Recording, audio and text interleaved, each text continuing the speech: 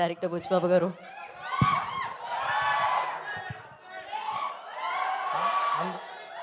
అందరికీ నమస్కారం అండి. అందరికీ నమస్కారం అండి. అంటే బాబు ఓకే ఒక నిమిషం రా బాబు. బ్రహ్మాజీ గారు పిలిచారండి, రాపోతే మళ్ళీ ఎవరి దగ్గర ఏం చెప్తారని భయంతో వచ్చేసాను నేను. ఆ హీరో దగ్గరికి వెళ్ళి మనోడికి పొగరు వచ్చిందని చెప్తారు, మళ్ళీ ఇక్కడ ఎందుకని మీకోసం వచ్చాను, నేను భయపడతాను. బాబు సినిమా ట్రైలర్ చూశాను నేను, చాలా బాగుందండి. అంటే ఈ సినిమాకి హీరో ఎవరైనా అడుగుతుంటే అనవసరంగా అడిగాను బ్రహ్మాజీ గారిని, డైరెక్టరే హీరోగా కనబడుతున్నాడు కదా అనిపించింది నాకు. చాలా చాలా బాగా చేశారు దయ్య గారు. మీరు ముందుకు రండి, నేనే దాక్కుంటా అంటే నాకంటే వెనక దాక్కుంటున్నారు. చాలా బాగా చేశారు సినిమా. అంటే మా నాన్నగారు ఫార్మర్ అండి, వ్యవసాయం చేస్తూ ఉంటారు. మా నాన్నగారు ఒక మాట అనేవారు, అంటే ఇక్కడ దీంట్లో ఆ డైలాగ్ వేశారు, ఏంటంటే డైలాగ్ కాదు కానీ ఫార్మింగ్ అంతా వేసిన తర్వాత మనీ అంతా లాస్ అవుతుంది కదా వర్షం వచ్చిన తర్వాత. మా నాన్నగారు అనేవారు, ప్యాకెట్ ఆడితే డబ్బులు ఎదటోడికి వస్తాయో లేకపోతే పక్కోడికి వస్తాయరా, వ్యవసాయం చేస్తే ఎవడికి వస్తాయో కూడా తెలియదు, పోతాయని. అంత బాధ ఉండేది మా నాన్నగారి దగ్గర వ్యవసాయం చేసేటప్పుడు. అంటే మొత్తం అన్నీ వేసి పెట్టుబడి పెట్టి ఇన్వెస్ట్మెంట్ అంతా చేసేసిన తర్వాత వర్షం వచ్చేసి ఒక నైట్ అంతా పోయేది. మళ్ళీ 1 ఇయర్ కోసం ఒక ఎకరం పొలం చేయడానికి ఒక కష్టపడి 1 ఇయర్ చేస్తే 5,000 వస్తుందండి. ఇప్పటికీ 5,000 వస్తుంది నాకు తెలుసు, మా ఊర్లో కూడా మా పొలాలు ఉన్నాయి. అంటే మా నాన్నగారి గురించి ఇప్పుడు చెప్తున్నాను నేను ఇక్కడ. మా నాన్నగారు అప్పుడే కాలం చేసి 1 ఇయర్ అయింది. ఈ సినిమా బాబు సినిమా పెద్ద హిట్ అవ్వాలని మనస్ఫూర్తిగా కోరుకుంటున్నాను టీం అందరికి కూడా. ఆల్ ది బెస్ట్ అండి. Thank you so much. Late అయిపోతుంది తెలుసు, కానీ బాపు సినిమా కాబట్టి మీ బాపుతో ఉన్న ఒక beautiful memory or emotional. Uppena cinema టైంలో మా నాన్నగారు మా అమ్మ చెల్లి అందరూ వెళ్ళారంటండి సినిమాకి రాజమండ్రిలో. వెళ్తే అమ్మ నాన్న సినిమా చూశాడా అని అడిగాను. ఎక్కడ చూశాడరా, చూడలేదు నాన్నగారు అన్నారు. నేను నాన్నగారు అంట, చితకొడేశ్వరు మా నాన్నగారు నన్ను సినిమాలకు వెళ్తుంటే. సినిమా చూశారు నాన్నగారు అంటే, థియేటర్ వరకు వచ్చారు కానీ లోపలికి రాలేదురా అన్నారు. ఏం చేస్తున్నారంటే గేటు బయట నిలబడి అడిగేవారంట అందరినీ, బాబు సినిమా ఎలా ఉంది, బాగుందా లేదా అని అందరినీ వాళ్ళు అడిగారంట. అదే అండి, నాన్న నేను తీసే రామ్ చరణ్ గారి సినిమా నువ్వు అడగాల్సిన అవసరం లేదు. Thank you. Crazy. Thank you Buchibabu garu. Nag Ashwin గారిని మాట్లాడేసిందిగా కోరుకుంటున్నాం.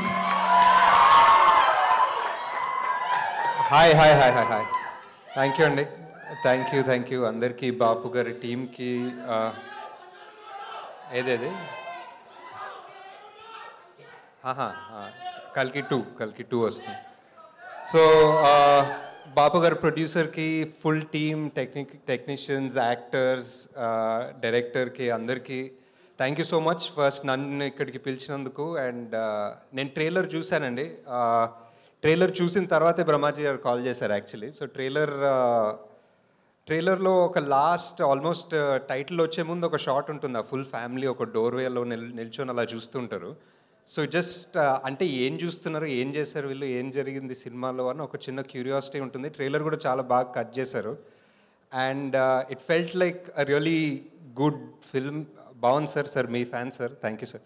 మీరు మీ స్పీచ్కి ఫ్యాన్ ఆల్సో సార్.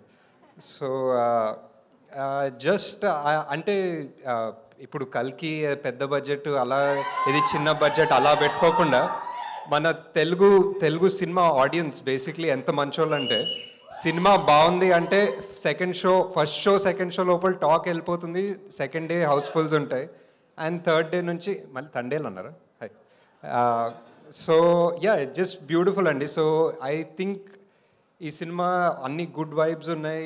ట్రైలర్ చాలా బాగుంది, మ్యూజిక్ చాలా బాగుంది, అండ్ కాస్ట్ ఆబ్వియస్లీ అందరు చాలా talented, each and every one. అంటే మనీ కూడా మన మేమ్ ఫేమస్లో ఉన్నాడు, అండ్ మేల్లో కూడా చేశాడు, అండ్ చాలా ఇంటెన్స్ ఉంటాడు స్క్రీన్ మీద. బ్రహ్మాజీ గారి గురించి ఎక్కువ చెప్పనవసరం లేదు, అందరూ ఆల్రెడీ చెప్తారు. సార్ జాతి ఒక్క మాట చెప్పమంటారా సార్? మన డైలాగ్ ఏంటి సార్ జాతిరత్నాల్లో? నాలెడ్జ్ ఎంత నాలెడ్జ్ ఉంది సార్ మీకు అసలు సినిమాల్లో. So great sir.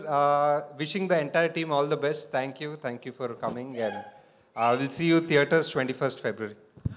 సార్ మీ బాపు గురించి అందరూ. మా బాపు గురించి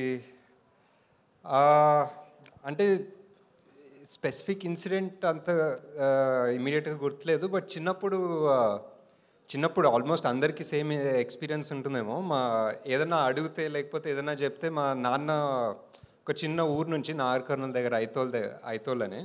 సో ఎప్పుడు చెప్పేవాళ్ళు స్కూల్కి వెళ్ళడానికి నేను ఒక 14 కిలోమీటర్లు నడిచి వచ్చేవాడిని. నీకు ఇప్పుడు పెన్ కావాల్సి వచ్చిందా, పెన్సిల్ కావాల్సి వచ్చిందా అని చెప్పి చిన్నప్పటి నుంచి ప్రతి దానికి ఆయన చిన్నప్పుడు పడే కష్టాలు, ఆయన చిన్నప్పుడు కష్టపడి వంటలు చేసుకుంది, హాస్టల్లో ఉంది అన్నీ చెప్పేవాళ్ళు. సో ఏంటి అంటే ఆబ్వియస్లీ ఏంటి ప్రతిదానికి ఇదే చెప్తున్నారు స్టోరీ అనుకునేవాడిని చిన్నప్పుడు. కానీ నాకు మొన్ననే అంటే నేను కూడా ఇప్పుడు బాపోయాను, నాకు కూడా ఒక పిల్లోడు ఉన్నాడు. సో 2-3 years బ్యాక్ నేను కూడా రిషి గారికి అదే చెప్తున్నాను అనమాట, నా చిన్నప్పుడు ఎంత కష్టం ఉండే తెలుసారా నీకు అని. సో అప్పుడు వెళ్ళి ఆ బాపుకి హక్ చేసుకోవాలనిపించింది బేసిక్లీ. అంతే ఇంకా that's all. Thank you. Yeah, thank you so much. అందరు బాపులు